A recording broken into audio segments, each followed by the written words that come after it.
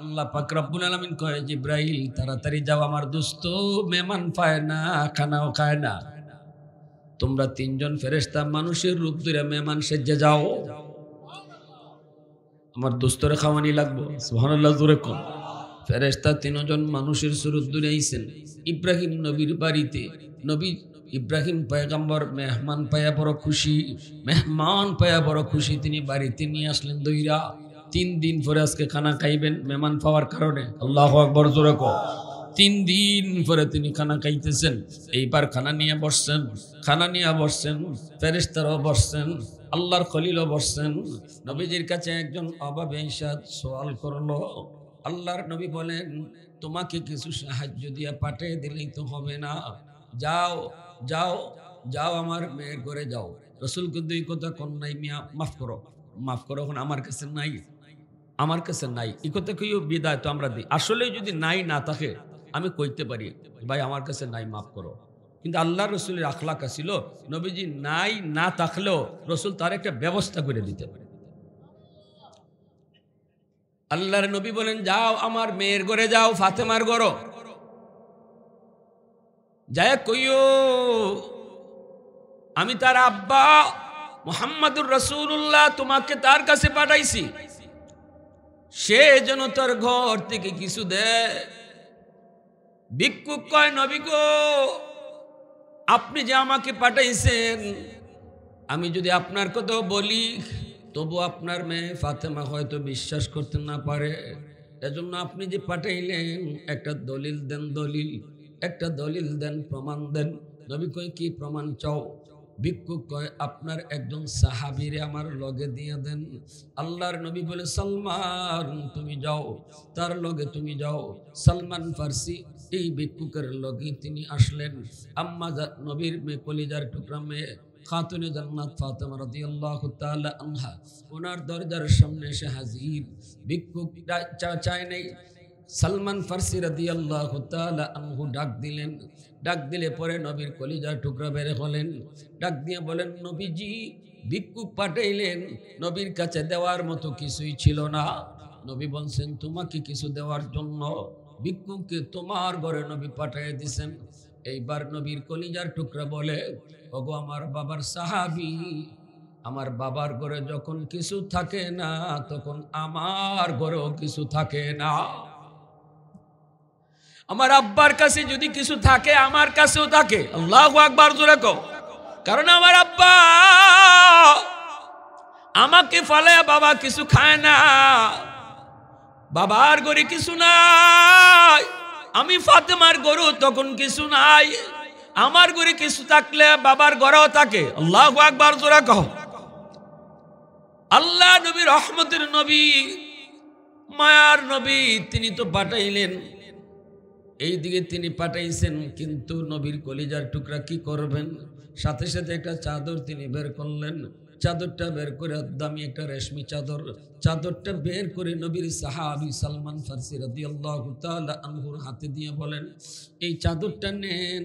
এই চাদরটা নিয়ে ওই যে দেখা যায় একটা ইহুদির বাড়ি, ইহুদি অনেক ধন সম্পদের মালিক, অনেক টাকা পয়সার মালিক, তার কাছে নিয়ে আমার চাদরটা বন্ধক রাখবেন, এরপরে কিছু টাকা বিনিময় নিবেন, এই টাকাটা ভিক্ষুকরে দিয়া বিদায় করবেন। সালমান ফার্সি চাদরটা নিয়ে তিনি ভিক্ষুক আর তিনি দুজন মিলা গেলেন সেই ইহুদির বাড়িতে। ইহুদিরে ডাক দিলেন, ডাক দিয়া বলতেছেন, নেন চাদরটা বন্ধক রাখেন, বিনিময়ে কিছু দেন ভিক্ষুককে দেওয়ার জন্য। ইহুদি চাদরটা হাতে নিয়ে বারবার চাদরের দিকে তাকায়। ইহুদি চাদরটা নিয়ে তাকায় আর কয়, ও সালমান, এই চাদর কি নবীর মেয়ে ফাতেমার চাদর? বলে, কেমনে বুঝছো? বলে, কও না এটা কি ফাতেমার চাদর? বলে, হ। এই কথা বলতে ইহুদি আর কথা কয় নাই, সোজা চলে গেল ভিতরে। ভিতরে যাই আগে গোসল করলো, পবিত্র হইল, চাঁদের হাতে লইয়া কয়, সালমান, এতদিন পর্যন্ত আমি ইহুদি ছিলাম, এখন আমি নিয়ত করেছি মুসলমান হব, এই মুহূর্তে আমারে কালেমা পড়ে নবীর দরবারে নিয়ে যাও। সালমান ফার্সি কয় বাইরে কি ব্যাপার, কারণ কি একটু ক না। আমি আইলাম তোমার কাছে সাহায্যের জন্য, কিন্তু তুমি এখন মুসলমান হতে চাও, কোন কারণে, কোন ঘটনা ঘটছে একটু খুইলা বলো। ইহুদির চোখ থেকে পানি ঝরে, ইহুদি কান্দে আর কয় সালমান, আমি কিন্তু তাওরাত কিতাবের একজন আলেম, আমি তাওরাত কিতাবের ভিতরে আখিরি জমানার নবীর যতগুলি আলামত আল্লাহ তাওরাত কিতাবের ভিতরে উল্লেখ করেছে সবগুলি আমি মুহাম্মদুর রাসূলুল্লাহর কাছে পাইছি। একটা আলামত পাওয়া আমার বাকি ছিল, এজন্য আমিও মুসলমান হইতে লেট করতেছি। একটা আলামত পাওয়া শুধু বাকি ছিল, তাওরাত কিতাবের মধ্যে আমি পেয়েছি আখিরি জামানার নবীর কাছে কোনো এক সময় একজন ভিক্ষুক আসবে ভিক্ষার জন্য। নবী তামাম ঘর তালাশ করে ভিক্ষুককে দেওয়ার মতো কিছুই তিনি পাবেন না, কারণ নবীর ঘরে কিছুই তো নাই। কিন্তু খালি হাতে তারে ফেরত দিবেন না, পাঠিয়ে দেবেন মেয়ের ঘরে। মেয়েও ঘর তালাশ করে কিছু পায় না, চাদর দিয়া দিছে একটা, এই চাদর নিয়ে একজন যাবে ইহুদির বাড়িতে, ইহুদির কাছে বন্ধক রেখে কিছু দেওয়ার জন্য। এই কথাটা আমি তাওরাত কিতাবে পাইছি রে সালমান, আমি এইটার অপেক্ষায় ছিলাম, অপেক্ষায়। আজকে আমি নিজে এটা প্রমাণ পাওয়া গেলাম, এই চাদর তো নবীর কলিজার টুকরা মেয়ে ফাতেমার চাদর। অতএব যেটা বাকি ছিল এটাও আমি পায়া গেছি, এজন্য আর দেরি করতে চাই না, তাড়াতাড়ি কালেমা পড়ে মুসলমান বানায় দাও। এজন্যই আম্মাজান কইছে, নবী গো, আল্লাহ আপনার কোনো ক্ষতি করতেই পারে না, আল্লাহ আপনার দুনিয়াতে বেইজ্জত করতেই পারে না, আল্লাহ আপনার ইজ্জত নষ্ট করতেই পারে না, কারণ আপনি আত্মীয় স্বজনের খোঁজ খবর নেন। আল্লাহ রসুল কয়, বাবা কবরে শুয়ে রইছে, মা কবরে শুয়ে রইছে, বাপ মার কবরে কিছু পাঠাইতায়, কেমনে পাঠাইবায়? রসুল হাদিসে বলে, দেখো বাবার রক্তের মানুষ কেডা কেডা দুনিয়াত আছে, দেখো মার রক্তের মানুষ কারা কারা আছে। বাবার রক্তের মানুষ হলো চাচা, বাবার রক্তের মানুষ হলো চাচাতো ভাই বোন, বাবার রক্তের মানুষ হলো ফুফু, বাবার রক্তের মানুষ হলো ফুফাতো ভাই বোন, বাবার রক্তের মানুষ হলো দাদা দাদি। দেখো তোমার চাচা দুনিয়াতে আসেনি না নাই, চাচাতো ভাই বোন আসেনি না নাই, ফুফু আসেনি না নাই, ফুফাতো ভাই বোন তোমার দুনিয়াতে আসেনি না নাই। আল্লাহর নবী বলেন, যদি বাবার কবরে তুমি কিছু পাঠাইতে চাও, বাবার রক্তের মানুষগুলার তুমি খোঁজ খবর নাও। যখনই তুমি বলবা চাচা, ফোনটা দিয়া কইবা চাচা তুমি কেমন আছো, আল্লাহ রসুল কয় যেন বাবার কবরে বাবারই তুমি ফোন লাগাইছো। মা দুনিয়াতে নাই, কিন্তু মা রক্তের মানুষ দুনিয়াতে জীবিত। মা রক্তের মানুষ হলো নানা নানি, মা রক্তের মানুষ হলো মামা মামি, মা রক্তের মানুষ হলো খালা খালু, মা রক্তের মানুষ হলো খালাতো ভাই বোন, মা রক্তের মানুষ হলো মামাতো ভাই বোন। আজ আল্লাহ তোমাকে অনেক সম্পদের মালিক বানাইলো, বাবার কোথা তোমার ইয়াদ পড়েছে, মার কোথা ইয়াদ হয়েছে যুবক। মার কবরে তুমি কিছু পাঠাইতে চাও, মায়ার নবী দয়ার নবী বলেছেন, মার রক্তের মানুষটার একটা ফোন দাও, ফোনটা দিয়া শুধু কও খালা তুমি কেমন আছো, মামা তুমি কেমন আছো, খালা তো ভাইটা রেজি গাও বাইরে তুই কেমন আছো। এই মার রক্তের মানুষটার খবর নেওয়ার কারণে মায়ার নবী কয় ফোনটা আল্লাহ পাক মার কবরে পাঠায় দিব। আওয়াজ আসতে হয় কেন? আরো জোরে, আরো জোরে। এ যুবক, বাবার নামে মার নামে জিয়াফত কইরা লাখ লাখ টাকার গরু জবাই করো, অসুবিধা নাই, গরিব রে তুমি খাওয়াও, কিন্তু মার বাবার কবরেই তো তুমি কিছু পাঠাইতে চাও। আল্লাহর নবী রহমতের নবী বলেন, এই বাপ মার রক্তের মানুষগুলার খোঁজ খবর নিও, আত্মীয় স্বজনের সাথে তুমি সম্পর্ক রাখতে চলল। যখনই বাপ মার রক্তের মানুষগুলার খোঁজ খবর নিবা, তখনই তোমার বাপ মার কবরে আল্লাহ তোমার খেদমত ফাটাইয়া দিব। এজন্য আমি তো বলি, ডায়েরিটা হাতে নিয়া আত্মীয় স্বজন কেডা কোথায় কোন জায়গায় আছে তাদের নামটা ডায়েরির মাঝে লেখো। এ ভাই, আমরা তো দুনিয়া কামানোর জন্য কত চেষ্টা করি, দুনিয়ার লাভটা আমরা ঠিকই বুঝি, কিন্তু আখিরাতের লাভের ক্ষেত্রে আমরা গাফেল। আল্লাহর নবী কত সুন্দর করে কইছেন, বর্তমান জমানায় এমন একটা যুগ আইছে, মোবাইলের যুগ। এখন বাড়ি বাড়ি গিয়ে খবর নেওয়ানো লাগে না, ফোনের মাধ্যমে একটা খবর নেওয়া যায়। যেহেতু ফোনের যুগ, টেলিফোনের যুগ। ডায়েরির মধ্যে তুমি নামগুলো উঠে রাখো। খালা, খালার নাম্বারটা উঠাও। মামা, মামার নাম্বারটা উঠাও। খালাতো ভাইয়ের নাম লিখে নাম্বারটা উঠাও। এইদিকে বাবা নাই, বাবার রক্তের মানুষগুলার নামগুলা উঠাও। ডান দিকে তুমি মোবাইল নাম্বারটা উঠাও। এরপরে উপরে তুমি লেখো সপ্তাহে একদিন ফোন দিয়া এই মানুষগুলার খবর নিবা, অথচ 15 দিন অথবা 15 দিন পর পর তাদের খবর নিবা, অথবা মাসে একবার তাদের খবর নিবা। এ যুবক, কিছু টাকা মোবাইলের ভিতরে ঢুকাইয়া তুমি যদি বাবার আদর্শ সন্তান হও, তুমি যদি মার আদর্শ সন্তান হও, তুমি যদি সত্যিকার অর্থেই তুমি চাও মার কবরে তুমি কিছু পাঠাইতে, বাবার কবরে তুমি কিছু পাঠাইতে, এই নাম্বারগুলোতে যখনই তুমি ফোন দিছো, যে বাবার রক্তের হলে বাবার কবরে ফোন যায়, আর মার রক্তের মানুষ হলে মার কবরে ফোন যায়। আল্লাহ জানায় দেয় তোমার রক্তের মানুষের খবর নিছে তোমার সন্তান, আমি আল্লাহ তোমার কবরের শান্তি বাড়াইয়া দিছি। তোমার রক্তের মানুষের খবর নিছে তোমার সন্তান, আমি আল্লাহ খুশি হইয়া তোমার কবরের শান্তি বাড়াইয়া দিছি, অশান্তি আমি দূর কইরা দিছি। এ যুবক, আমার নবীর কথা শুনো, আমার নবী কত সুন্দর কথা কইছে। এজন্যই আম্মা জান খাদিজাতুল কুবরা রাদিয়াল্লাহু তাআলা আনহা কয়, না গো নবী না, আল্লাহ আপনারে বেইজ্জত করবে না, দুনিয়াতে আল্লাহ আপনার অপদস্থ করতেই পারে না, আল্লাহ আপনার ক্ষতি করতেই পারে না। কারণ আত্মীয় স্বজন সবার খোঁজখবর আপনি রাখেন, আত্মীয়তার সম্পর্ক নষ্ট করেন না। কিয়ামতের ময়দানে যারা দুনিয়াতে আত্মীয়তার সম্পর্ক নষ্ট করব, এদের দিকে আল্লাহ চাইতোই না। হাদিস শরীফ আল্লাহ রাসূল দুনিয়াতে যারা আত্মীয়তার সম্পর্ক নষ্ট করে নিব, এর ফায় আল্লাহ চাইতোই না, তাকাইতোই না। আল্লাহ এটারে এত খারাপ জানে। এরপর কইছে আম্মাজান কইছে, আপনি অভাবীর অভাব দূর করেন, আপনি যে মানুষটা চলতে পারে না তারে চলবার সুযোগ করে দেন। দেখেন একটা সাইল আসছে, রসুল নিজে ফারুন্যা দিতা, কিন্তু এরপরও যাওগা এই কথা কইছেন না, রসুল একটা ব্যবস্থা বাতাইয়া দিচ্ছেন। সুবহানাল্লাহ। আর একজন আইছে, রসুল একটা তোমারে তো আমি টেকা যদি দেলাই এখন না খরচ করে লিবাই, তো এক কাম করো, তোমার আমি একটা কোরাল কিনে দেলাই, এই কোরালটা দিয়া তুমি জঙ্গলে যাইবাই, জঙ্গলে গিয়ে কাঠ কাটবাই, কাঠ কাটতে বাজারে নিয়ে কাঠ বেচবাই। এইভাবে দেখা গেছে এই লোকটা একটা কোরাল কেনার পরে তার অভাব দূর হইয়া সে সচ্ছল হয়ে গেছে।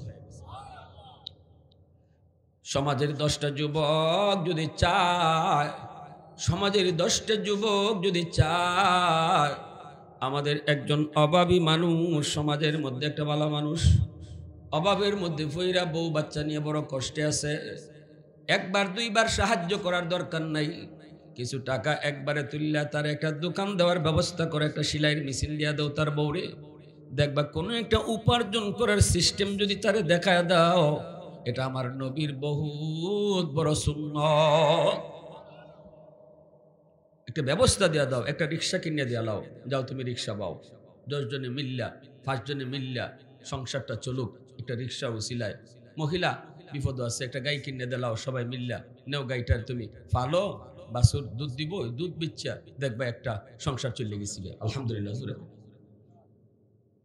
হালাল রুজি হালাল কামাই যদি কম হয় আল্লাহ এর মধ্যে বরকত বাড়াইয়া দেয়, আর হারাম যদি একবার আকাশ পরিমাণ হয় বরকত থাকে না। হারামে আরাম নাই, ঠিক না? জোরে কর। হারামে সুদের ব্যবসা কইরা ঘরে লাখ লাখ টাকা ঢুকাইছো, লাভ নাই, 2 দিন পরেই ফুলায় তোমার ঘর থেকে বাইর করব। 2 দিন পরেই বউ তোমার সাথে যা তা ব্যবহার করব, শান্তি আল্লাহ দিবে না, কারণ আল্লাহ নারাজ হয়। ইয়ামহাকুল্লাহুর রিবা ওয়া ইউরবিস সাদাকাত। আল্লাহ পাক রব্বুল আলামিন সুদ করে দেখতেই পারে না, এজন্য আল্লাহ পাক কয় দুনিয়াতেই সুদ করে আল্লাহ ধ্বংস করব, তার সম্পদ ধ্বংস হইব, সম্পদ ধ্বংস হইব। বউ বাচ্চা ভাই ভাই বাপ বেটা কারো মধ্যে আল্লাহ মিল রাখবে না যদি গড়ে হারাম টাকা ঢুকে। টেকা তো মানুষে কামায় আরামের লাগি, কিন্তু এই টেকায় যদি জ্বালা বাড়ায় তাইলে কেন কামাইমু, কেন এই টাকা ঢুকাইমু? আমরা যদিও দেখি হারাম টাকা যারা কামাইতেছে অল্প দিনে আঙ্গুল ফুলে কলা গাছ হইতেছে, খবর লইয়া দেখেন গড়ে কদ্দুর শান্তি আছে। বাহির থেকে তো আমরা বুঝি না, ভিতরে ঢুকে দেখেন শান্তির মালিক কেডা? চেয়ারম্যান সাহেব, আপনাদের এলাকার চেয়ারম্যানের শান্তি পেয়েছে? হ্যাঁ, শান্তি এমপির কাছে, হাসিনার কাছে? হাসিনা তো শান্তিত নাই, ঠিক না? জুড়ে কর। হ্যাঁ, শান্তির মালিক কেডা? আল্লাহ। এই জন্য এটা আল্লাহ নিজের কাছে রাখছে। কেন লাগি? আর নাইলে পয়সাওয়ালারা টেকা দিয়ে শান্তি কিনে লইব। আল্লাহ টেকার মাঝে আমি শান্তি রাখছি না, ক্ষমতার মাঝেও আমি শান্তি রাখছি না, চেয়ারের মাঝেও শান্তি রাখছি না। শান্তি আমি আল্লাহ দেই। একটা গরিবের অন্তরে আমি শান্তি দিতাম পারি। নাক ডাকায়া ঘুমাইব রিক্সাওয়ালা, আর তুমি হারাম কর 10টা ঘুমের ট্যাবলেট খাইয়েও ঘুমাইতে পারতাই না। খালি আত ইবাই নিবাই আর হিবাই নিবাই, বালিশ খালি উল্টাইবাই, ঘুম আর আইতো না। ঠিক কিনা জোরে খান? অসুবিধা হইতেছে আপনাদের? কষ্ট পাইছেন আমার কথায়? বুঝি না আমরা শান্তি কোন জায়গা? আল্লাহ শান্তি একমাত্র আমি আল্লাহরে মানার মধ্যে। আমারে ভয় করে চলো, হারাম থেকে বাঁচো, গুনার থেকে যে যত বেশি বাঁচবো তার কলিজায় আল্লাহ তত শান্তি বাড়াইয়া দিব। এজন্য আমার ভাইরা বন্ধুরা বলতেছিলাম, একটু মন দিয়ে দিল দিয়ে শুনেন। আম্মাজান বলেন, নবী না না, আল্লাহ আপনারে বিপদে ফেলাইতে পারে না, আল্লাহ আপনার বিপদ আপদ দিতে পারে না।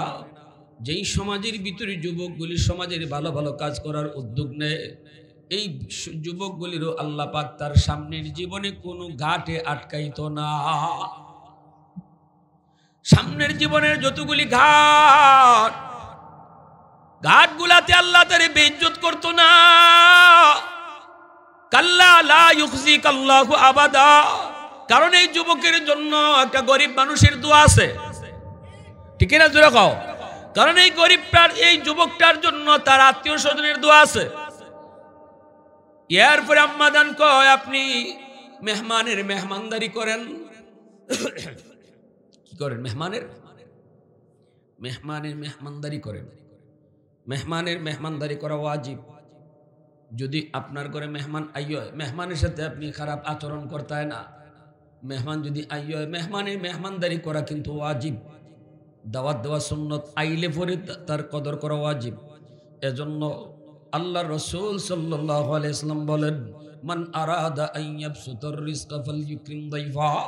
নবীজি বলেন, শোনো, কেউ যদি রিজিকের ভিতরে প্রশস্ততা চাও, ব্যবসার ভিতরে যদি বরকত চাও, তোমার ইনকামের ভিতরে যদি তুমি বরকত চাও, আল্লাহ নবী বলেন বেশি বেশি করে মেহমানদারি করো। আওয়াজ দিয়ে কইবেন না সুবহানাল্লাহ?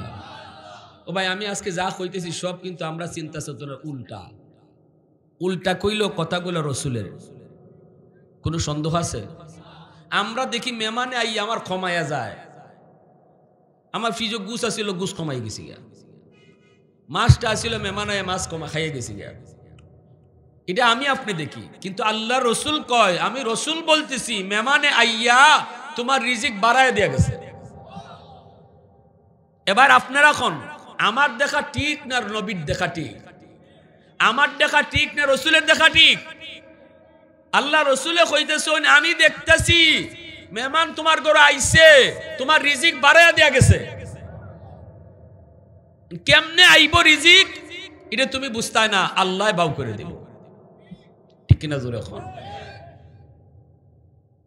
এজন্য মুসা আলাইহিস সালাম কইছিল, আল্লাহ তুমি যখন কোন বান্দার উপরে খুশি হও, তখন তুমি খুশি যে হইছো এটা তারে বুঝাও কেমনে?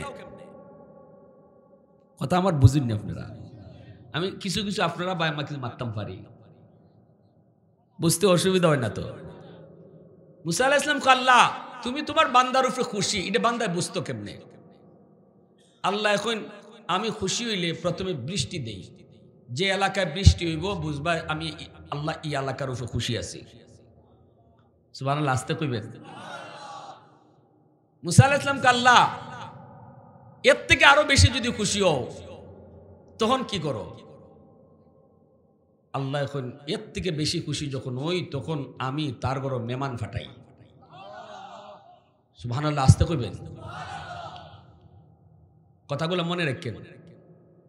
মুসা আলাইহিস সালাম কইলেন, আল্লাহ এর থেকে বেশি যখন খুশি হও, চূড়ান্ত খুশি, তখন কি হো আল্লাহ এখন তখন তার আমি মেয়ে সন্তান দিই। আর আমরা মেয়ে সন্তান হইলে পরে মুখ কান খালা করিলে আই রে আমার ফুত হইছে না রে, ফুত হইলে ফুয়া হইলে সিলেটি ভাষা কি দেখো ফুয়া না, ফুয়া হইলে পরে ফোন দিয়া কি খুশি বন্ধু বান্ধবরা জানাইতেছে আমার ফুয়া হইছে, ফুয়া ঠিক না রে। আর ফুরি হইলে পরে মায় ফোনও বাজে না, মুখ কানও খালা। আচ্ছা কোনছেন আপনি ছেলে দেয় কেডায়, মেয়ে দেয় কেডায়? আপনি মুখ কালা করছেন যে মনে হইতেছে আপনি বউ দিছে। কোন কোন জায়গা তো বউর উপরে তুফানও যায়, জানি না জানি। বউর উপরে যারা তুফান সারুন, জি হইলে মেয়ে হইলে ইমান থাকতো না, কিতা থাকতো না। আপনি বউর উপরে রাগ করলে ইমান থাকতো না, তাইলে আপনি বুঝাইতেছেন ছেলে দে আল্লাহ আর ফুরি দিছে আপনার বউয়ে। মুখে আমরা অনেক কথাই কই, কিন্তু দিলের হালত আমরা বেশি ভালো না। মুখে তো ওগুলি আমরা কই, কিন্তু দিলের হালত বুঝেন কেডায়? আরো জোরে। এজন্য আমার ভাইরা, মেহমানের কদর, মেহমানের কদর। আম্মাদান কই নবী গো আল্লাহ আপনারে কোনোদিন বেইজ্জত করবে না, কারণ আপনি মেহমানের মেহমানদারি করেন, মেহমানের মেহমানদারি করেন, মেহমানকে আপনি কষ্ট দেন না। ভাইরা বন্ধুরা, এই যুবক ইব্রাহিম আলাইহিস সালাম তিনি মেহমান ছাড়া খানাই খাইতেন না। মেহমান না পাইলে খানাই খাইতেন না। 3 দিন হয়ে গেছি গে ইব্রাহিম নবী খানা খায় না, মেহমানও পান না, খানাও খান না। এবার আল্লাহ পাক রব্বুল আলামিন কয় জিব্রাইল তাড়াতাড়ি যাও, আমার দোস্ত মেহমান পায় না, খানাও খায় না, তোমরা 3 জন ফেরেশতা মানুষের রূপ ধরে মেহমান সেজে যাও, আমার দোস্তরে খাওয়ানি লাগবো। সুবহানাল্লাহ, জোরে কোন। ফেরেশতা 3 জন মানুষের সুরত ধরে আইছেন ইব্রাহিম নবীর বাড়িতে। নবী ইব্রাহিম পয়গম্বর মেহমান পায়া বড় খুশি, মেহমান পায়া বড় খুশি, তিনি বাড়িতে নিয়ে আসলেন দইরা। 3 দিন পরে আজকে খানা খাইবেন মেহমান পাওয়ার কারণে। আল্লাহু আকবার, জোরে কও। 3 দিন পরে তিনি খানা খাইতেছেন। এইবার খানা নিয়ে বসছেন, খানা নিয়ে বসছেন, ফেরেশতারাও বসছেন, আল্লাহর খলিলও বসছেন। আল্লাহর খলিল কয়দিনের উপাস, আর ফেরেশতারা ভাত খায়নি। না জানলে জানেন ফেরেশতারা খানা খায় না, ফেরেশতাদের খাওয়ান লাগে। ফেরেশতারা খালি আত ঘুরাঘুরি করুন, কিন্তু খাইন না।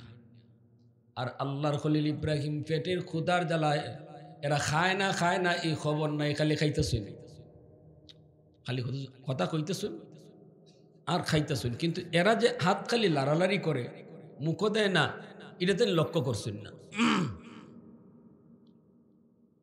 পর্দার আড়াল থেকে ওই বই তো 3 দিন উপর আইতেছে, সামনে রমজান, সারাদিন খাইছি না, ইফতারের সময় বোঝায় উস থাকে না, ঠিক না নেই? ইফতারের সময় যদি কেউ আবার আইও তো এই সময় আবার ভালোও লাগে না, মনে হইতে তো আমার একলোই লাগবে, এই লোকের লাগে আবার, ঠিক না নেই? কিন্তু 5 মিনিট খাওয়ার পরে আর চলে না, তখন মনে হয় দূর আরো 2 জন যদি থাকতো কত ভালো হইতো। কিন্তু খাইবার আগে ইফতার সামনে যা আছে মনে হয় সবগুলো আমার একাই লাগবো, আরো শর্টও পড়তে পারে। এইগুলো আমরা সারাদিন না খাওয়ার কারণে আমাদের একটা আগ্রহ। ইব্রাহিম আলাইহিস সালাম 1 দিন না 2 দিন না 3 দিন, 3 দিন না খেয়ে খাওয়ার সামনে পাইছেন। মেহমান বইছে তো খাইবই, ইনি এইটা খাইতেছেন। পর্দার আড়াল থেকে ওনার বিবি হযরত সারা আলাইহিস সালাম, ইনি পর্দার আড়াল থেকে একটু সুফি দিছেন, মেহমানরে খানা দিছেন। মেহমানে খায় কি না, কোন জাতের মেহমান দেখার লাগে পর্দার আড়াল থেকে ফাঁক দিয়ে একটু চাইছেন। চাইয়া দেখুন, ইন্না লিল্লাহ, আমার জামাই যে খাওয়া খাইতেছে। আর মেহমান বলতে আত লারে সারে, একজনে আরেকজনের চায় মুস্কি আসে, তাই নিয়ে খবরই নেই। এমনি বিবি সাহেব ফাঁসের রুম থেকে আওয়াজ দিছি, স্বামী গো আপনার মেহমান কিন্তু খানা খায় না। হ্যাঁ, আল্লাহর খলিল আওয়াজ পাওয়ার সাথে সাথে চাইছেন, দেখেন এরা একজনে আরেকজনের পাশে খালি আশাআশি করে, কিন্তু খানা খান না। আল্লাহর খলিল ইব্রাহিম তিনি ডাক দিয়া কয়, ইন্না লিল্লাহি, কি ব্যাপার, আমার কি কোনো ভুল হয়েছে আপনাদের? নাকি খাওয়ানোর মাঝে কোনো লবণ বেশি হয়েছে, নাকি তেল বেশি হয়েছে? আপনাদের খাওয়ানো চয়েস হয়েছে না? হায় হায়, আমার কি জানি সমস্যা, ফেরেশান হয়ে গেছেন গা, আপনারা যে খানা খাইতেছেন। তখনই জিবরাইল আলাইহিস সালাম কয়, নবী গো পেরেশান হইেন না, আমরা মানুষ না। সুবহানাল্লাহ, জোরে কও। নবী গো আপনি পেরেশান হইেন না, আমরা মানুষ না, আমরা নূরের তৈরি ফেরেশতা। জিবরাইল, মিকাইল, ইসরাফিল, আল্লাহু আকবার, জোরে কও। আজ 3 দিন হয়ে যায় আপনি আল্লাহর দোস্ত খানা খান না, মেহমান না পাওয়ার কারণে আল্লাহ আমাদেরকে মেহমান বানায় পাঠাইছে আপনারে খানা খাওয়ানির লাগি। আল্লাহ, আমরা তো ফেরেশতা, আমরা খানা খাই না, আমাদের খানা খাওয়ানোর বৈশিষ্ট্যই নেই। এ যুবক, এজন্য বলি শোনো, আল্লাহর নবী, রহমতের নবীর একটা গুণ ছিল, নবী মেহমানদারি করতেন। আল্লাহর নবীও মেহমান নিয়ে সবসময় খানা খাইতেন। এজন্য আল্লাহর ওলিদেরকেও দেখবা, খাঁটি আল্লাহর ওলি যারা, এরাও যখন খানা খায় একা খায় না, মেহমান নিয়ে খাইতে পছন্দ করেন। এটা আমার নবীর বহুত বড় সুন্নত। আল্লাহু আকবার, জোরে কও। বহুত বড় সুন্নত। কারণ মেহমান নিয়ে খানা খাইলে এই খানার মধ্যে, ঘরের রিজিকের মধ্যে বরকত বাড়ায় দেয় কে? ইন্নাকা লাতাসিলুর রাহিমা ওয়া তাহমিলুল কাল্লা ওয়া তাকসিবুল মাদুমা। যার কাপড় নাই, কাপড় চোপড় কেনার ক্ষমতা নাই, তারে আপনি কাপড় চোপড় কিনে দেন। ওয়া তুঈনু আলা নওয়াইবিল হক, আপনি সব সময় মানুষকে ভালোর কাজের দিকে ডাকেন। ওই যে যুবকদেরকে নিয়ে, ওই যে মায়ের বাঙ্গায়া দেন, কত বড় মায়ের হজরে আসওয়াদ নিয়ে লাগলো। মক্কার মানুষগুলা তারা 4 দলে বিভক্ত হয়ে গেল। হজরে আসওয়াদ জান্নাতি পাথর, এই পাথর আল্লাহর ঘরখানায় কাবার ভিতরে কে বসাইব? কোন গোষ্ঠীর লোকে বসাইব? ইটালিয়া সাইরো গোষ্ঠী তলোয়ার লইয়া, টেটা সুলফি লইয়া রেডি, জান যাইবুগা, তবু জান্নাতি পাথর আমরা বইমু। হি দলে কয় আমরা বইমু, বেটা হইলে আও। আল্লাহ নবী তখনও নবুয়তি পান নাই, নবীজি ইয়াং, নবী যুবক, কিন্তু মক্কার মানুষ নবীরে আল আমিন উপাধি ডাকে। বিশ্বস্ত আল্লাহ নবীকে আল আমিন, সত্যবাদী কয়ে ডাকে। নবীজির সুনাম চতুর্দিকে ছড়িয়ে পড়ল। এই অবস্থায় যুদ্ধ লাগবে। হজরে আসওয়াদ কেডায় বইতো আল্লাহর ঘর খানায় কাবা, কারণ খানায় কাবা তখন মক্কার মানুষেরা তারা সংস্কার করছিল। আল্লাহর ঘর খানায় কাবা একরকম ভাঙ্গে গেছিল, পুরাতন হয়ে গেছিল, দরজা জানালা জইরা পড়ে গেছিল। তখন মক্কার মানুষেরা খানায় কাবাকে আবার সংস্কার করছে। ওই যে হজরে আসওয়াদটা নামাইছিল জান্নাতি পাথর, এই হজরে আসওয়াদ জান্নাতি পাথরটা তারা এখন আবার জাগাত বইব, কিন্তু এটাকে সৌভাগ্য মনে করতেছে সবাই। জান্নাতি পাথর আমরা বইমু, আমরা বইমু, হেরা কয় আমরা বইমু। এখন তো মারামারি ওই এখন কারা কি ওইব, কারণ ওই সময় তো ছোট্ট থেকে ছোট্ট বিষয় নিয়ে তাদের মাঝে যুগ যুগ ধরে মারামারি হইতো। সেই যুগটার নাম ছিল জাহিলি যুগ। ওই যুগে আমার নবী দুনিয়াতে আগমন করেছেন। উটের পানি আগে কেডা খাইব, কার উঠে আগে পানি খাইব, ইটালিয়া মাইল লাগতো। এই মাইল 10 বছর চলতো। এটা একটা বিষয় হলো, কার উঠে আগে পানি খাইব, ইটালিয়া মাইল লাগতো। বাপ যদি মইরা যায়, মরবার আগে ফুয়ারে খয়ে যেত, তুই যদি আমার ঘরের ফুয়া হয়ে তখস বদলা নিবে। কেমন কথাটা হয়ে যায়, বুঝছেন নি? ওই যুগটা ছিল জাহিলি যুগ। ওই যুগে আমার রসুল আইছেন। রসুল আইয়া দেখুন মাইল লাগি যাবো, এখন কারা খাইব। তখন এরা সিদ্ধান্ত নিছে, আগামীকাল সবার আগে বাইতুল্লাহ খানায় কাবা যে আইব, সে যা ফয়সলা দিব আমরা মানি লাইমু। এটা হইছে সিদ্ধান্ত। সবার আগে সবাই দেখতেছে খানায় কাবায় আমার আপনার নবী আইতেছেন। আল্লাহু আকবার। নবীর দেখে এরা খুশি, মুহাম্মদ আসতেছে আল আমিন। তখন তো নবী নবী না, নবীরে সবাই মানে এই সময়। আবু জেহেলও নবীরে মানে এই সময়। আল্লাহ নবীরে খুব মায়া করতো আবু জাহেলে। আল আমিন উপাধিটা সর্বপ্রথম ঘোষণা দিছে আবু জাহেলে। আল্লাহু আকবার। কপালে এর হেদায়েত নাই, এটা ভিন্ন কথা। নাইলে আবু জাহেল একটা কপাল পাইছিল। তার জীবনীতে লিখন কিতাবে ওই দিন পড়ছে, আমি এটা জানতামই না। আবু জাহেলের জন্ম হইছে আল্লাহর ঘর খানায় কাবা তোয়াফ করা অবস্থায়। আবু জাহেলের মা আল্লাহর ঘর খানায় কাবা তোয়াফ করতেছেন, এই তোয়াফ করা অবস্থায় আবু জাহেলের জন্ম। ইজাত কপাল কার আছে শুনছেন? কিন্তু এর পরেও কপালে হেদায়েত। আর আবু বকর সিদ্দিক জন্ম নিছেন কাফেরের ঘর, মাও কাফির বাপও কাফির। সে আবু বকর হইছেন নবীর প্রথম সাহাবী, সুবহানাল্লাহ, প্রথম খলিফা, আল্লাহ নবীর প্রিয় দুস্থ। এজন্য কে কোন বংশের, কে কতটুকু উফরে, কে কতটুকু নিচে, কে কি যা চাকরি করে, কে লন্ডন আছে আর কে বাংলাদেশে আছে, হেদায়েতের জন্য এটা মাপকাঠি না। আল্লাহ রিকশাওয়ালারও কুটিফুতির আগে হেদায়েত দিয়া দিতে পারে। হেদায়েতের মালিক কে? এটাও টেকা দিয়ে কিনা যায় না, এটা ফাওয়ার দিয়ে আনা যায় না, এটা আল্লাহর হাতে। আল্লাহ নবী আয় কইতেছেন, শোনো আমি মায়ের ভেঙে দিতেছি। আল্লাহ রসুল কয় একটা চাদর আনো।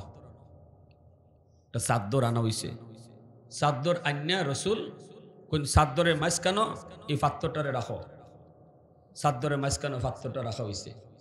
চাদরের কোনা কয়টা? 4 কোনা নানি। আর যে 4 গোষ্ঠীর মাঝে ঝগড়া, এই 4 গোষ্ঠীর 4 নেতারে আল্লাহ রসুলে ডাক দিচ্ছেন। ডাক দেখুন, এই গোষ্ঠীর কেটা নেতা? আমি। এই গোষ্ঠীর নেতা কেটা? তুমি। এই গোষ্ঠীর নেতা আমি। এই গোষ্ঠীর নেতা আমি। তোমরা 4 জনে 4 কোনার ধরো। আল্লাহু আকবার, জোরে খাও, আরো জোরে খাও না। রসুল কয় 4 জনে 4 কোনার ধরো, দইরা পাত্তরে জাগাও। 4 জনে 4 কোনার দইরা পাত্তরে জাগাইয়া একবার আল্লাহর ঘর খানায় কাবার দ্বারো লই আইসুন, যে জায়গার মাঝে পাত্তরটা বয়ানি হইব। এখানে আওয়ার পরে আল্লাহ রসুল আস্তে করে নিজের হাত কান লাগাইয়া পাত্তরটারে বইলিছেন। যে মাইরে কত মানুষ খুন হইতো এর হিসাব নাই। এই মাইরটা আল্লাহ রসুল তিনি মুহূর্তের ভিতরে মীমাংসা করে দিয়েছেন। 4 গোষ্ঠী খুশি, সবাই খুশি। এজন্য সামাজিক বিচার আচার এটা আমার নবীর বৈশিষ্ট্য, নবীর বহুত বড় সুন্নত। উলামায়ে কেরামের দায়িত্ব আছে সমাজের বিচার আচারে যাওয়া, বিচার আচারে বসা, ন্যায়ের পক্ষে কথা কওয়া, দ্বন্দ্ব লাগলে দ্বন্দ্ব নিরসন করা, ঝগড়া দূর করে দেওয়া। 2 জন মুসলমানের মাঝে ঝগড়া দূর করার লাগে যদি একজনে মাঝখানোর চেষ্টা করে, জানোনি কিতা মিশা কথা কওয়া কিতা হালাল না হারাম?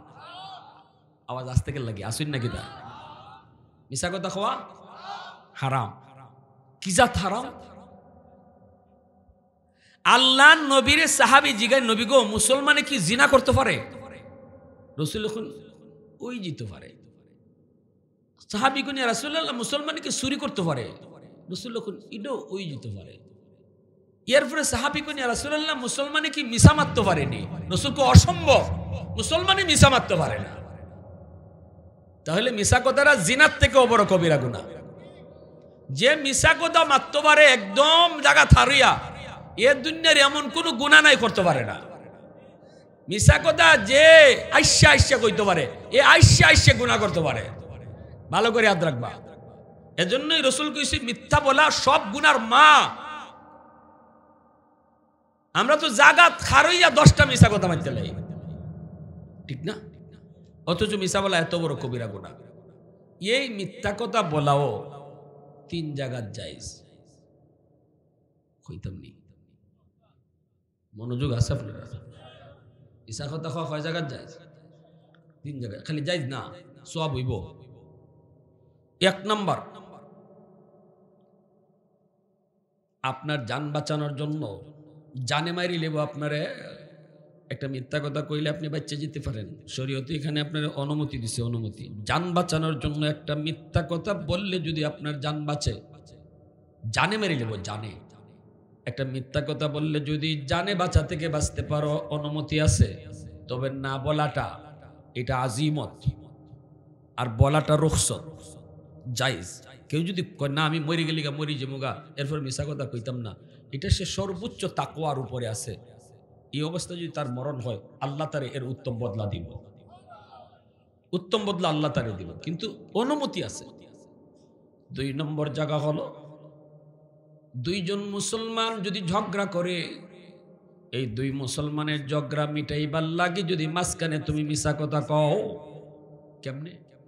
এর কাছে যায় কইলে, ভাই অমুকে তোমারে খারাপ কয়, তোমারে গালাগালি করে, তোমার সমালোচনা করে, তোমার গীবত করে, এটা কে কইছে?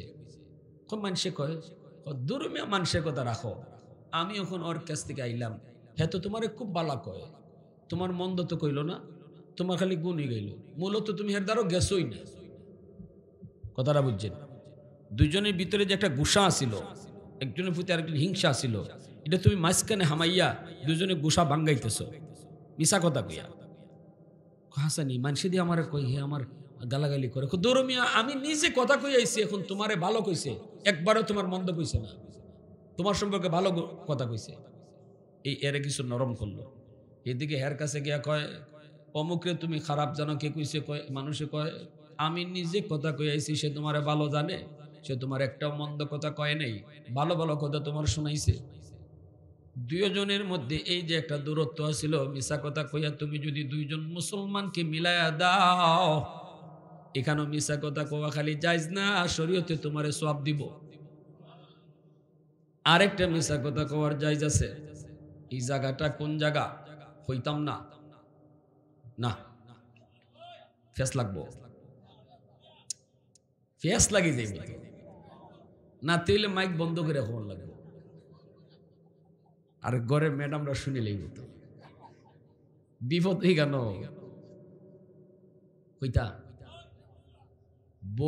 বউয়ের টেম্পার যদি বেশি গরম হয়, আসুন না নি কিছু, হ্যাঁ সব আল্লাহর বান্দি তো একরকম না, কিছু কিছু আল্লাহর বান্দি তো আছে মাশাল্লাহ, জামাই একটা কইলে তাই 10টা শুনাই। এমন যদি হয় যে মেজাজ খুব গরম, তাইলে তুমি শাড়ি আনছো 700 টাকা দিয়া, আইনে যদি তুমি কও শাড়ির দাম 700, তাইলে আমার ম্যাডামের মিটার গরম হয়ে যেতে পারে। কইব তুমি শার্ট কিনো, লঙ্গি কিনো, ফ্যান কিনো 1200, 1500, 2000, আর আমার লাগি শাড়ি আনছো 500 আর 700, তুমি তোমার শাড়ি পরো। যদি তাই এমনই হইনি, তাইলে কইতার শাড়ির দাম 5000। গড় ঠিক না থাকলে সব বেঠিক, ঠিক না নি?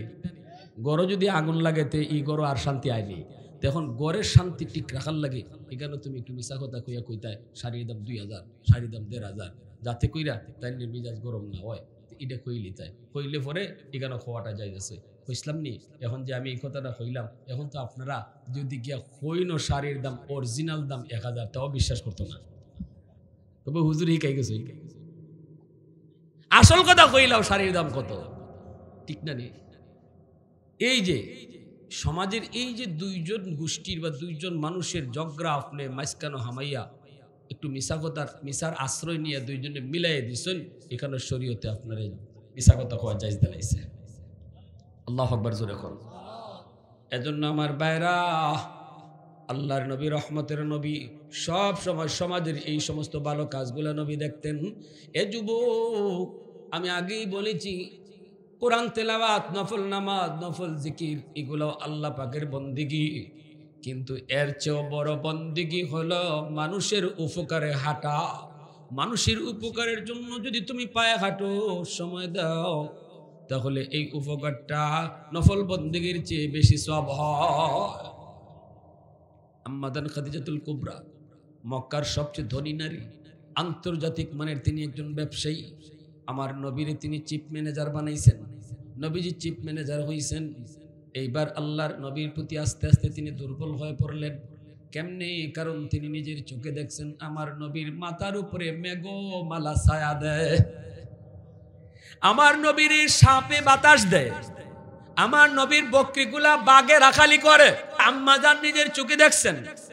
দেখার পরে তিনি ছাগল রাখালি চাকরি থেকে সরাইয়া চিফ ম্যানেজার বানায় দিছেন। এরপরে আল্লাহ নবীর আল্লাহ নবীর আমানতদারি আর নবীর চরিত্রের উপরে মুগ্ধ হইয়া আম্মাদান ভিতরে ভিতরে দুর্বল হয়ে গেছেন, আল্লাহর নবীর প্রেমে পড়ে গেছেন, নবীজির ভালোবাসা মহব্বত তার অন্তরে জন্মে গেছে। কিন্তু ম্যানেজারে বিয়া করবেন কেমনে? তিনি তো মালিক আর নবী হইলেন ওনার আন্ডারে চাকরি করেন, কেমনে কোন আমি আপনার কাছে বিয়া বইতাম? অথচ মক্কার অনেক যুবক প্রিন্সের মতো চেহারা যুবরাজ বাদশার পোলাপানো আম্মাজানকে বিয়া করার লাগি পাগল। কারণ মক্কার সবচেয়ে সুন্দরী ছিলেন আম্মাজান খাদিজাতুল কুবরা। যেমন সুন্দরী তেমন তিনি পবিত্র, পুত পবিত্র, এজন্য ওনার উপাধি ছিল তাহেরা। চোখ তুল্লা কেউ তাকাইবার সাহস করত না। মক্কায় এমন কোন মানুষ ছিল না যেই মানুষ ওনার দান সদকা পাইত না। আল্লাহু আকবার জোরে কও। বিভিন্ন দেশে এনার ব্যবসা ছড়ায় ছিটায় ছিল, সম্পদের অভাব নাই। তখনকার সময়ে কোটি কোটি কোটি কোটি টাকার মালিক, কয়টা বাড়ি এর হিসাব নাই, কয়টা ঘর হিসাব নাই। এই অবস্থায় তিনি আমার নবীর উপরে দুর্বল। নবীকে বিয়ে করবেন কিন্তু প্রস্তাব দেন কেমনে? বান্ধবীরে বলতেছেন, সখী আমার ম্যানেজার রে তোমাদের কেমন লাগে? বান্ধবীরা কয়, তোমার ম্যানেজার তো খালি ম্যানেজার না, তোমার ম্যানেজার তার যেদিকে তাকাই এদিকেই মনে হয় সে পৃথিবীর শ্রেষ্ঠ পুরুষ। চেহারার দিকে তাকাইলে মনে হয় আল্লাহ এই চেহারা দুনিয়াতে একটাই বানাইছে। এত আস্তে সুবহানাল্লাহ কইলে আমার নবীর একটা সম্মানের কথা শুনিয়া আরো জোরে কর না সুবহানাল্লাহ। এইভাবে বান্ধবীরাও যখন উৎসাহ দেয়, আম্মা জান কয় একটু যাও না, বান্ধবী জানা গিয়ে একটু কো না আমারে কেমন লাগে আমার ম্যানেজারের। বান্ধবী কই, মোহাম্মদ একটা কথা কইতাম। কি কথা? তোমার মালিক রে তোমার কেমন লাগে? ব্যবসার মালিক না, আল্লাহ রসুল কয় আমার মালিক তো অনেক ভালো। কেমন লাগে মানে? অনেক ভালো, তুলনা নাই। এমনি বান্ধবী কয় ইডে কইতেছি না, মানে কেমন লাগে? কেমন? রসুল কয় কেমন লাগতো মানে ভালো লাগে। আরে মোহাম্মদ তুমি বুঝো না, কইতেছি মানে তোমার কেমন লাগে? আল্লাহ রসুল কয় ভাল লাগে। পরে বান্ধবী কয় তোমারে বাঙ্গা না কইলে বুঝতায় না, তোমার ম্যানেজার তোমার মালিক তোমার কাছে বিয়ার প্রস্তাব পাঠাইছে, বিয়া কর তাইনি। আল্লাহ রসুল সাথে সাথে চমকে উঠছে। নবীজি বলতেছেন কেমনে সম্ভব? আমার চাচা আছে, আমার গার্ডিয়ান আছে, আমি নিজে নিজে বিয়ার মাতমা তিলেই হায়া শরমের বিষয় আছে, আমি কিছু জানি না। কইয়া নবীজি চাকরি সাইরি আইসুন বাড়িতে। নবীজি তখন চাচা আবু তালিবের আন্ডারে। আইয়ে কো চাচা আমি চাকরি করতাম না। চাচা কয় কেন বেটা? রসুল কয় আমার মালিক বালা ওই তবে বেশি সুবিধা না। কেন? চাচা আমার বিয়ার প্রস্তাব দিছে। এমনি চাচা কয় বেটা তে তো তোর কপাল, এটা ফায় কেডা, কতজন লাইন লাগা বেটা, তুই তো কপাল বেটা। আল্লাহ নবী কয় চাচা আমি কপাল টপাল বুঝি না, আমি সারা জীবন তার আন্ডারে চাকরি করছি। নবীজি চাচা আবু তালিব কয় বাবা জানোস নি কত বাদশার ফুলাফান পাগল? আল্লাহ রসুল কয় চাচা এটা আমি পারতাম না, আমার শরম করে। আচ্ছা ঠিক আছে বাবা, বাবা ঠিক আছে, চাকরি লাগতো না বাবা, আমি রক্ত বিচ্ছে তোরে খাওয়াইবো বাবা, তোর দাদার কাছ থেকে আমি খুইয়া রাখছি, তুমি তাও। এইদিকে আমার রসুল তিনি চাকরিতে যান না, পরের দিন যান না। একদিন অপেক্ষা করে আম্মাদান খাদিজাতুল কুবরা নবীর বাড়িতে নিজে আইসুন। আল্লাহ নবীর চাচা আবু তালিব আসা মাত্র বলতেছে চাচা আমি আপনার কাছে ভিক্ষা চাইতে আইছি। আল্লাহ নবীর চাচা আবু তালিব তিনি তো গরিব মানুষ, কিন্তু আম্মাদান তিনি তো শুধু মক্কার ধনী না, পুরা আরবের ধনী। আল্লাহু আকবার। নবীজির চাচা আবু তালিব কয় খাদিজা তোমারে ভিক্ষা দেওয়ার মতো আমার কাছে কি আছে, শরম দিও না। আম্মাদান কয় আপনার কাছে আছে যেটা ইডে ওই ভিক্ষা চাইতেছি। নবীজির চাচা আবু তালিব কই কি আছে একটু কও। কয় আপনার ভাতিজা মুহাম্মদ। আল্লাহ নবীর চাচা আবু তালিব মনে মনে করে আমার ভাতিজা দিয়ে হাসি কইছে, তো কি হইছে আমার ভাতিজা মুহাম্মদ নিয়ে কি করবা? আপনি যদি আপনার ভাতিজার বউ বানান, সারা জীবন আমি আপনার বাড়ির উঠান ঝাড়ু দিমু। সুবহানাল্লাহ, কি জাত মহব্বত অন্তরে জন্মেছে রাসূলের প্রতি। আল্লাহু আকবার। আল্লাহ নবীর চাচা আবু তালিব কই খাদিজা আমার ভাতিজার একটু জিগানি লাগবো, তে তুমি একটু বও। নবীজির কাছে আবু তালিব চলে আসলেন, আয়েশা বলতেছেন ভাতিজা মুহাম্মদ যা বলেছো ঠিক বলেছো বাবা, খাদিজা তো আমাকে বাড়িতে আইছে, ভাতিজারে ফিরাই দিস না বেটা, এটা কফল রে বাবা। বাবা রে কত কষ্ট করে চলতেছি, এক বেলা খাই আর এক বেলা খাই না, দিনটা যদি একটু ঘুরে। বাবা রাজি যা, রাজি যা। আল্লাহ রসুল কাছে আসা রাজি ওইমু, তবে শর্ত আছে। নবী চাচায় কয় কয়টা? কয় তিনটা। আল্লাহ নবী চাচা আইসে খাদিজার কাছে, আইসা বলতেছে খাদিজা আমার ভাতিজা রাজি হইছে, তবে শর্ত আছে। আম্মাদান কয়েন শর্ত 100টা হইলো আমি রাজি আছি। নবীজির চাচা আবু তালিব যা কয় ভাতিজা খাদিজা 100 শর্ত দিলেও রাজি আছে বেটা, তে শর্ত 3টা না আরো 2-1টা বাড়া। আল্লাহ নবী কয় চাচা বাড়ানি লাগতো না, 3টেই যথেষ্ট। 2 জন রে চাচায় ভয়ে দিছি, আর চাচায় লয়ে যায় ভাতিজারে, আর ভাতিজা 3টে শর্ত তুই কিতা কইবে জানি না, তবে চাচার ফায়সাইয়া কইছে। আল্লাহ নবী গিয়া বইছেন, নবী কয় 1 নাম্বার শর্ত হলো আপনার যত বাড়ি আছে মক্কায় সবগুলা বাড়ি, যাদের বাড়ি নাই ঘর নাই তাদেরকে দিয়া দিতে হবে। আম্মা জান কয় আমি রাজি আছি। সুবহানাল্লাহ, জোরে কর। 2 নাম্বার শর্ত হলো এমনি চাচা আবু তালিব কানে কানে গিয়া কয় ভাতিজা একটু চাচার ফায়সাইস। আল্লাহ রসুল কয় 2 নাম্বার শর্ত হলো আমার ঘরে যদি আপনি আসতে চান, বিবি হয়ে আমি আপনাকে সর্বোচ্চ সম্মান দিব, ইজ্জত দিব, স্ত্রীর মর্যাদা দিব, বুক ভরা ভালোবাসা আপনারে দিব, কিন্তু আমার ঘরে খানা নাই, আমার ঘরে থাকার জায়গা নাই, আমি চাচার ঘরে থাকি, চাচার ঘরে খাই, আমার ঘরই ঠিক মতো নাই, কই রাখবো কই থাকবো আমি জানি না, আবার কখনো চুলায় আগুন জ্বলবে না, 1 দিন 2 দিন 3 দিনও হয়তো চুলায় আগুন জ্বলবে না। জীবনে আপনি কোনোদিন উপাস থাকেন নাই, উপাস থাকার কষ্ট আপনি বুঝেন না, কিন্তু আমি মুহাম্মাদের কাছে আসলে পরে উপাস থাকতে হবে, পারবেননি। এই কথা বলতে আম্মাদান কই আমি রাজি আছি, সারা জীবন উপাস থাকতে রাজি আছি। আল্লাহু আকবার। উলফত মে তেরি ওয়াইসনে দান কো তোরা, अबू बकर उमर नक्श कदम तेरा न छोड़ा, उल्फत में तेरी वही सीने दंदान को तोड़ा, अबू बकर उमर नक्श कदम तेरा न छोड़ा, ऐ उशाक नबी वाके असरार मदीना, सुल्तान का सुल्तान है सुल्तान मदीना, सरकार का सरकार है सरकार मदीना, गुलजार का गुलजार है गुलजार मदीना। मोहब्बतेर साथे बोली আল্লাহু আকবার। এখন রইছে শর্ত কয়টা? চাচায় গিয়া কয় ভাতিজা আর একটাই রইছে মাত্র, জীবনে খুব কষ্ট করছি রে বাজান, একটু চাচার ভাই চাইস।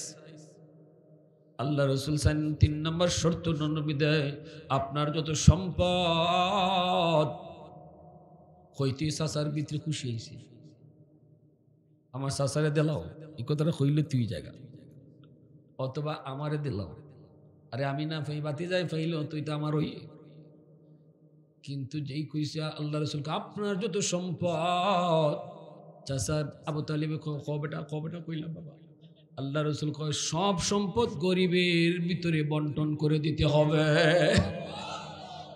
আম্মাজানকে আমি রাজি আছি। আল্লাহু আকবার, জোরে কও। যত সম্পদ, সব সম্পদ গরিবের ভিতরে বন্টন। আম্মাজান কয় আমি তাতেও রাজি, তাতেও রাজি, তাতেও রাজি। নবীর চাচা আবু তালিবে কয় তোর বিয়া তুই কর, আমি গেলাম। এই শর্তগুলা মাইন্না আম্মাজান নবীর ঘরে আসলেন। একদিনে নবী যত কোটি কোটি সম্পদ, সব সম্পদ গরিবের মাঝে বন্টন করে দিছেন। আল্লাহর নবী একটা সুতাও রাখেন না।